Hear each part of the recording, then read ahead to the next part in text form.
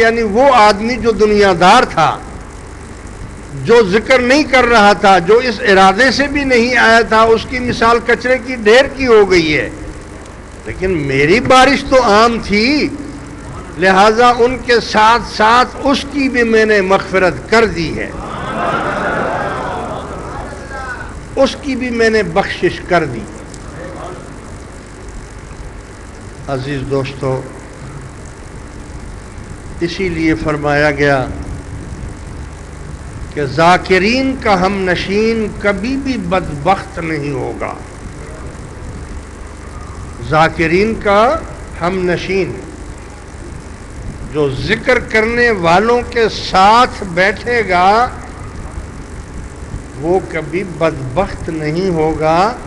بدبخت وہاں آتے ہی نہیں، آتے ہی وہاں بخت والے ہیں. جن کے نصیب اچھے ہوتے ہیں وہی اچھی مجلسوں میں، اچھی محفلوں میں جا کر وہ بیٹھتے ہیں.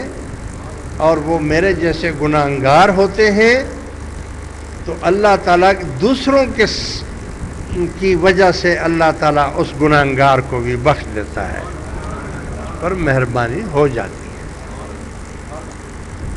اس لیے میرے دوستو، اپنے آپ کو اللہ کے ذکر کا عادی بنا دو. ایسا عادی بناؤ. اور اسی وجہ سے یہ طریقت جو آپ کہتے ہیں، شریعت، طریقت، معرفت اور حقیقت، یہ چار چیزیں. شریعت سیکھنی ہے تو علماء کے پاس چلے جائیں. طریقت سیکھنی ہے تو مشائخین کے پاس چلے جائیں، پیران عظام کے پاس چلے جائیں. لیکن جعلی پیر کے پاس نہیں، 2 نمبر والے کے پاس نہیں جانا، وہ اور بیڑا غرق کر دے. ڈھونڈو، تلاش کرو. اللہ کے بندے بھی موجود ہیں دنیا میں، تو ان کو تلاش کرو جو، اور اس کی پہچان بھی میں بتا دیتا ہوں آپ کو، کیونکہ ہر ایک کو پہچان نہیں ہوتی. اس کی پہچان ایک چیز یاد رکھیں، بہت سے شعبدہ باز بھی مل جائیں گے آپ کو، بہت سے ہاتھ کی صفائی کرنے والے ملیں گے آپ کو، بہت سے منتر پڑھنے والے بھی مل جائیں گے آپ کو، اور وہ دعویٰ کریں گے کہ ہم تو بہت پہنچے ہوئے ہیں. تو یاد رکھنا، کسی کی ہاتھ کی صفائی دیکھ کر یا کسی کا ایسا کام دیکھ کر کبھی بھی اس کی اتباع نہیں کرنا. ہاتھ کی صفائی تو جیب کترے بھی کرتے ہیں، جیب کاٹنے والے بھی تو ہاتھ کی صفائی کرتے ہیں. اور اگر کوئی ایسی ویسے کام کر کے دکھا دیتا ہے تو یہ تو مداری بھی کرتے ہیں. مداری جو ہوتے ہیں، ڈگڈگی بجانے والے، وہ بھی ایسے کام، ہاتھ کی صفائیاں دکھا دیتے ہیں. مسمریزم والے اور ہیپٹنیزم والے بھی ایسے تماشے آپ کو دکھا دیتے ہیں کہ آدمی کو لٹا دیتے ہیں، اوپر چادر ڈال دیتے ہیں اور بولتے ہیں جمہورے ادھر آؤ. آ گیا. یہ کیا ہے؟ بولا یہ رومال ہے. یہ کیا ہے؟ یہ ٹوپی ہے. یہ کیا ہے؟ یہ بٹن. حالانکہ وہ لیٹا ہوا ہے، اس کی آنکھوں کے اوپر کپڑا ڈلا ہوا ہے. دیکھیں نا ایسے تماشے آپ لوگوں نے بھی دیکھے ہوں گے بازاروں میں. اور بعد میں کہتے ہیں بھائی وہ مجھے چندہ بھی دے دو، کوئی مدد بھی کر دو. تو اگر اتنی کرامتیں ان کو آتی ہیں تو بھیک کیوں مانگ رہے ہیں؟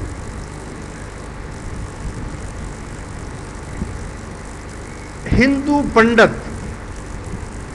پنڈتوں کو آپ دیکھ لیں، ان میں اتنا کمال آ جاتا ہے کہ وہ کھڑاؤں کے اوپر پاؤں رکھتے ہیں اور کھڑاؤں ٹپ ٹپ ٹپ ٹپ ٹپ کر کے اوپر چلے جاتے ہیں. سادھو ایسے ہندو اور پنڈت بھی ہیں جو 6 مہینے تک اپنے آپ کو قبر میں بند کر لیتے ہیں اور پھر زندہ نکل آتے ہیں.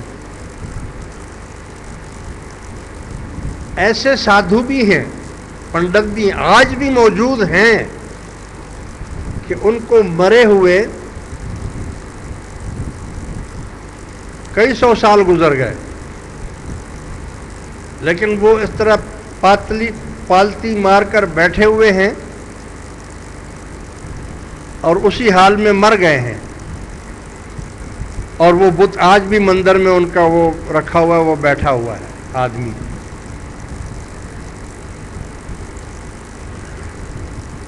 میں نے ایک مرتبہ خبروں میں دیکھا، ایک ہندوستان میں ایک مندر ہے،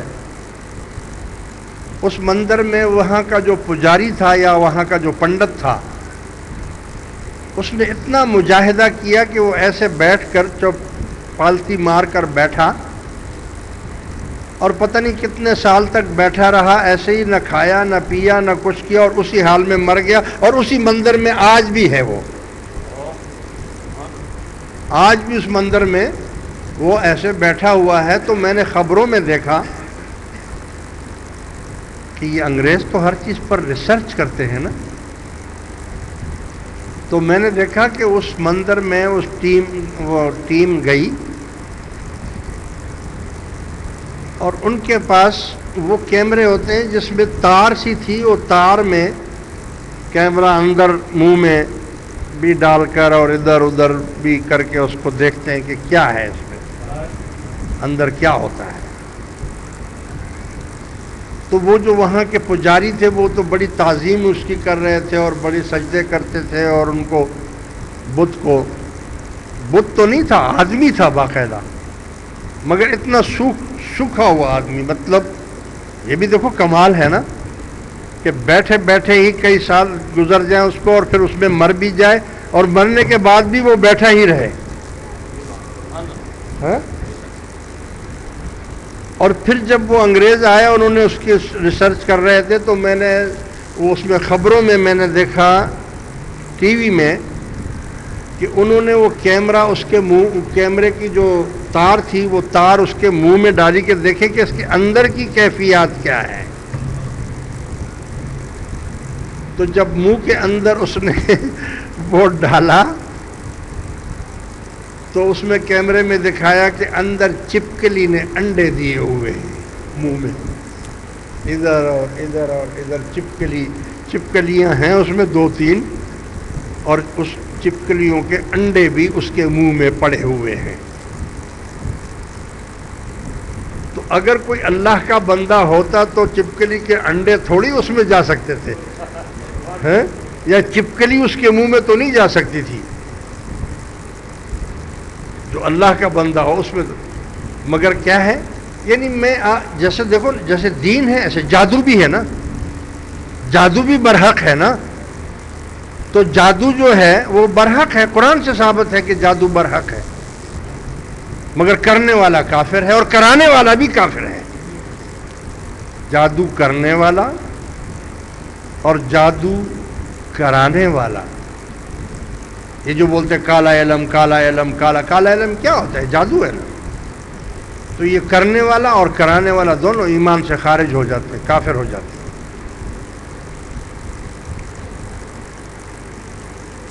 تو میں جو اصل بات آپ کو بتانا چاہ رہا تھا کہ اگر آپ کو علم سیکھنا ہے، شریعت سیکھنی ہے تو علماء کے پاس جائیں، اور اگر طریقت سیکھنی ہے تو مشائخین یعنی پیران عظام کے پاس جائیں. لیکن پیران عظام ان کے پاس جائیں جو سچے ہیں، 2 نمبر والے نہیں، 3 نمبر والے نہیں، جعلی پیر نہیں. یہ جو اتنی میں نے آپ کو سامنے جو یہ پیش کیے تو اب آپ کیسے پہچانیں گے اس کو؟ اصلی کو کیسے پہچانیں گے اور نقلی کو کیسے پہچانیں گے؟ وہ تو بہت سے کمالات بھی دکھا دے گا آپ کو جو جعلی ہوگا۔